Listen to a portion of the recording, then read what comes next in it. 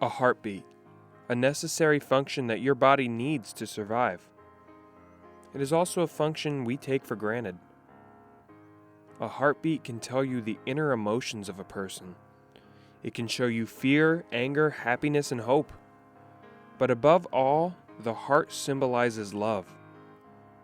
You've heard the saying, "You've got heart." This couldn't have applied more than to the girl with the hole in her heart, Casey Patrick. April 29th, 1992, Reading, Pennsylvania. Ferlin and Terry Patrick welcomed their first child into this world. A little scared because she came early. She was 3 weeks early, and she's very tiny.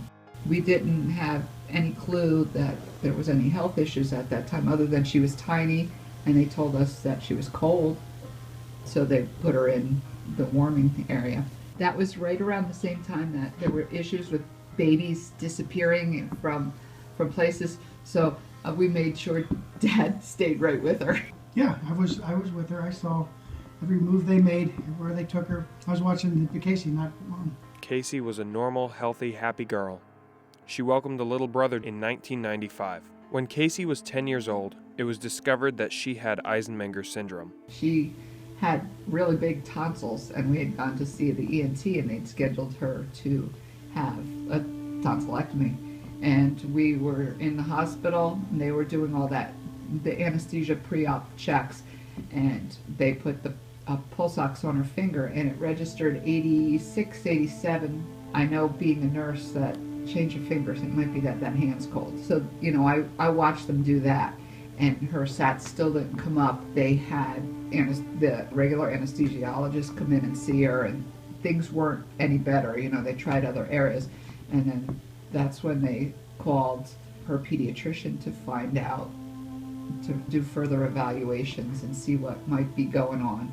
A million things go through your mind, but even being a nurse, I didn't think anything cardiac at that time. They went through everything with us, did EKGs, sent her back here to do EKGs, do ABGs, and then sitting with the pediatrician here is when he said, "I'm going to refer you guys to a pediatric cardiologist." And that's when I think it hit that it's more than just a circulation problem.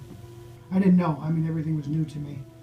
I just knew she had a problem because the oxygen saturation was low.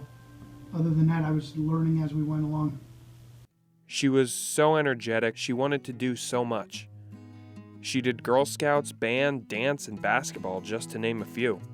She realized she had to modify some of her activities, but it didn't stop her from doing the things she wanted to do. And she was very persistent and very good at and determined to do those things that she wanted to do. Casey had a knack for making people like her, and she also had a knack for making friends. Anyone who met her instantly fell in love with her. Part of what made Casey was her diversity. Like, she could be friends with a variety of different people that had different interests and likes. And I think that's what made Casey Casey. Some of those friends included Regan Rogers. I think Girl Scouting are my earliest memories of Casey. Girl Scouts and dance.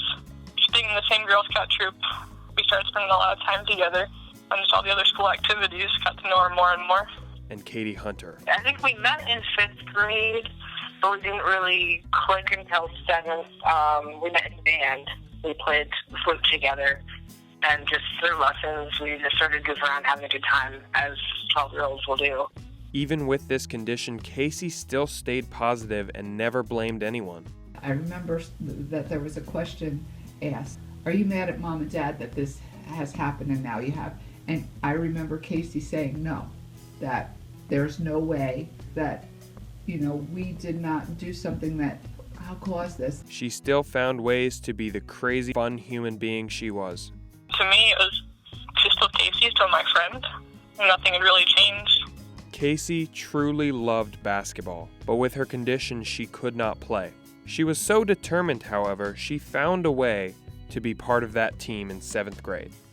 She took that initiative and went to the coach for the 7th and 8th grade team and said, "I can't play, I can't do 6th grade basketball, but I could be your manager." And that's where she found her way to be part of that basketball. The team truly embraced Casey. She was a teammate from 7th grade to when she graduated. She was a teammate. One of the players, really. She kept the team going. I mean, she was the foundation. As a manager, she was the keeper of the keys. If you wanted the basketball hoops down, if you wanted the ball cage open, go to Casey. And even if you had a bad game or a good game, she's always there to build you up. Always so engaged in what was going on.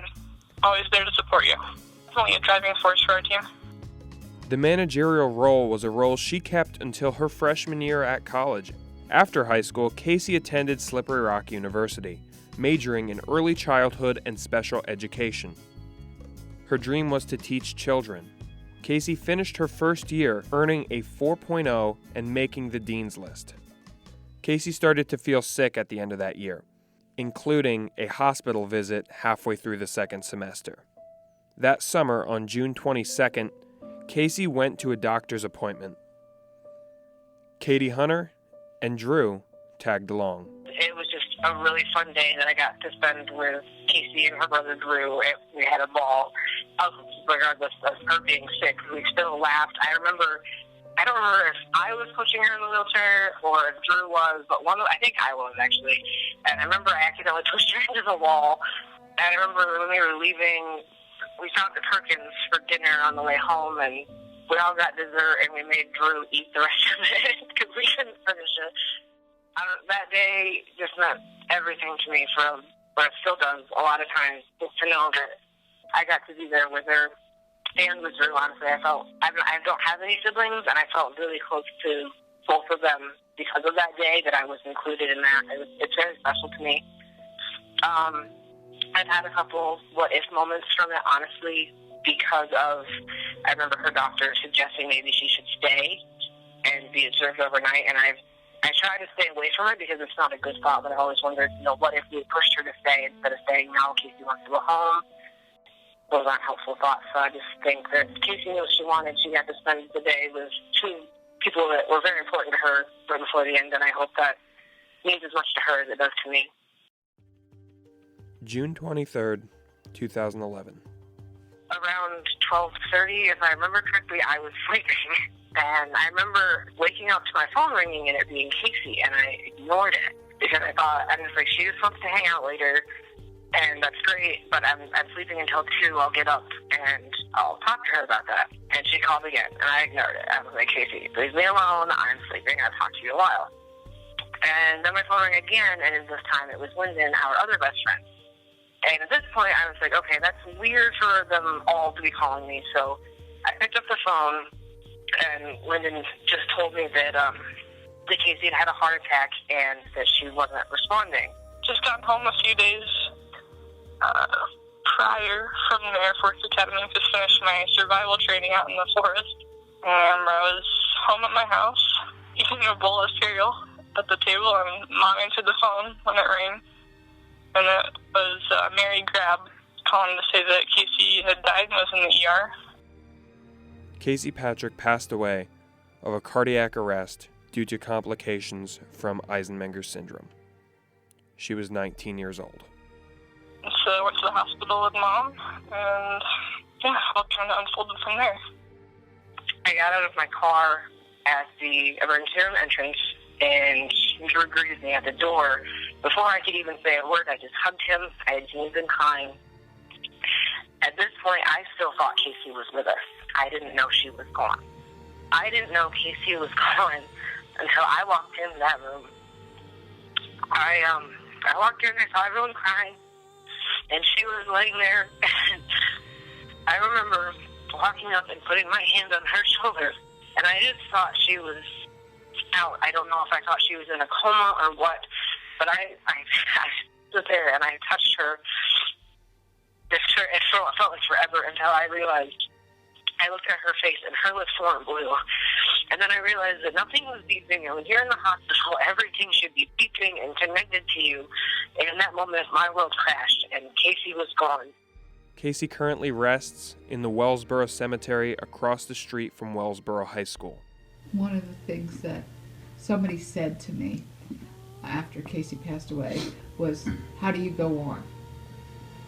And I think what came to me with that was, she's sitting on the shoulders saying, you know, I never gave up. I never stopped trying to achieve what I wanted. And if you do, I'm going to kick you in the butt. In the years after her death, her parents started a memorial scholarship fund in Casey's honor. The scholarship was awarded to a student who was interested in the education field at any level at college. Her brother Drew established the Casey L. Patrick Memorial Basketball Game. This game pits the players from the Wellsboro boys and girls basketball teams against faculty members of the Wellsboro Area School District. In other words, it was the teams she loved and supported against the profession she wanted. I was really behind it because I think it's a great thing. It's remembering her, publicly once a year, and we're raising money for future teachers, and we're providing scholarships with the funds that we're raising. So, again, I want her legacy to live on, and that's a great way to do it. I think it honors Casey in that it brings the people who knew her and who didn't know her together, and it shows the impact she had on the community and still continues to have on the community. Her life and even her death still possible to have good things come about. So far, there have been 5 games played. Over those 5 years, the game has raised $8,500 total. That money was split between both basketball teams and the scholarship fund. I think that it's nice to see the community come together, that her memory is still there. The teachers get into it, the kids get into it, the community that knew Casey is into it. The fact that we can provide money to the sport she loved and provide money towards a scholarship for another Wellsboro student that wants to be a teacher, to fulfill the dream that she was not able to fulfill. I think it means a lot. Casey's legacy, however, will live on. I think she taught me the value of friendship and loyalty, how important it is to just be there for people, what a difference you can make by just being a good friend and being there for people. She touched so many lives. She was the one that never gave up, the one that didn't quit. Her voice remains with everyone who knew her. She knew that, okay, I can't get to that diamond over there with this straight path, but I'm going to get to it, even if I have to zigzag till I get to that. And that's what she did with a lot of things. Memories are engraved on everyone's hearts of that girl with the hole in her heart.